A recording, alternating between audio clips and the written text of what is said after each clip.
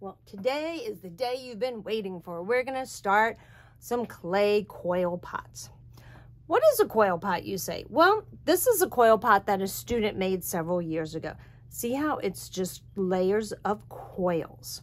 This is what you're going to do. Hopefully yours will be a little bit better than this one. Now, this is one that I made. It has not been fired yet, so it's very delicate. Where I put a spiral in the center and then I have coils going around. So I'm going to give you a piece of clay that hopefully is fairly level. If not, we could always take a rolling pin and roll it out a little bit. You're going to take a lid. You're going to put the lid on the top. This is just to give us the circle base. Now, you could use a clay tool. You could use a knife. You could even use a toothpick to cut this out. Don't push down too hard on this because you don't want it to stick. You just want to trace around the edge. And if you have to go around 2 or 3 times to go all the way through, that's fine. And then just pull the extra clay off. Pull the top off. And there you go. Now you could smooth the edges around if you need to. Now this is going to be the bottom or the base. And we need to put our initials on it. So you're going to take a toothpick and you're going to put your initials. Your initials are the first letter of your first name and the first letter of your last name. So I'm going to go SG. And then I'm going to give you a code for your class. It might be a number. So you're going to put the code on there. And then if you want, you could put the year. We could put 2022. Now this is the bottom. We're going to turn this over. Now we're always going to work on a piece of paper, or this I'm working on a piece of canvas, but never work directly on your desk because if you do, it's going to stick to your desk. The canvas left a little bit of marks in here, but that's okay. Now we're going to take the rest of the clay that you had, and you're now going to smoosh some of it off. Roll it up in your hands because now we need to make some snakes.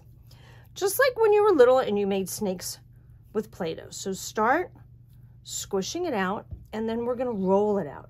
And it's always good if you start from the center and roll out. And you want to roll till it's even and till it'll fit all the way around in one coil. You do not want to use 2 or 3 coil pieces to go all the way around because if you do, the odds of it breaking and falling apart before it gets fired is extremely high.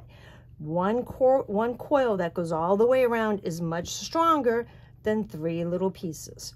So as you're working, you can stop and check.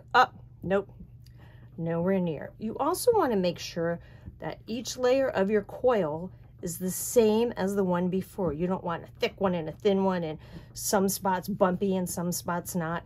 Try to make it to go all the way around. Let's see how we're doing. Oh, bigger than I need. So I peel this off to make sure it's going to go all the way around. Now we have to get these to stick together. So what we're going to do is we're going to score. You could use a toothpick or I like using a fork. And you're just going to make little marks right here all the way around the edges. And don't go too wide because it's only going to need to be as wide as your coil. Then you're going to take some slip. This is basically clay and water. And you're going to put slip all around your edges. This is like clay glue. So you're going to take it, put it all the way around the edges. Now you're going to put your snake all the way around. Pinch it off if you need to. You want to try to keep it right on the edge. And then you need to smoosh this together. You want to keep smooshing it so that if you look from the side, you can't really tell where your coil started and where it ends because it's one continuous piece all the way around. After you get this done, you're going to make another one and you're going to put it on top of that one. So I already made one. Let's see how it's going to fit. Okay, it's big enough. So again, I'm going to score here a little bit and try to stay just on the top. You don't want to make the scratch marks down here to where they're going to show. And then you're going to put your slip on all the way around. And then you're going to put your next coil piece on. So this one's a little too long, and I'm going to pinch a piece or two off, push it around,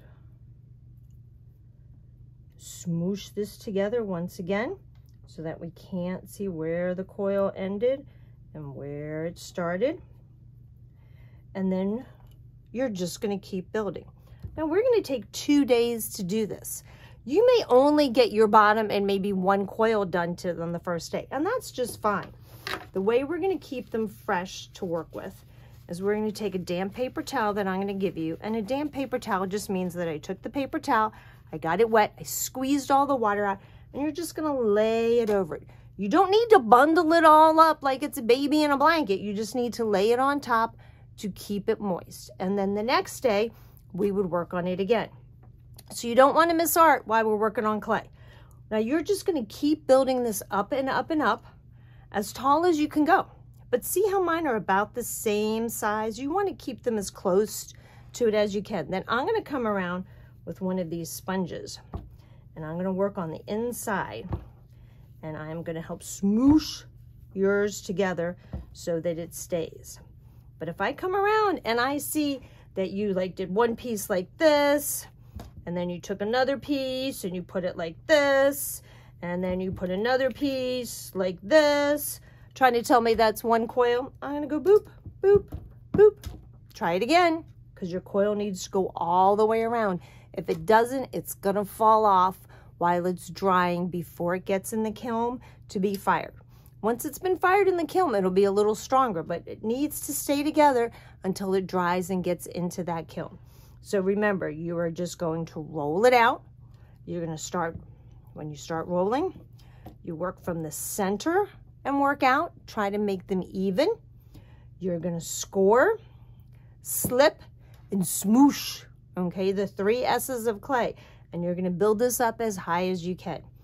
Now, if you want to be adventurous and you want to try this one, all I did was take a piece of clay.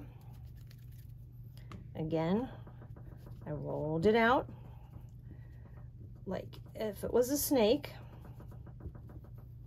and then I rolled it into itself. That's what gave that round piece.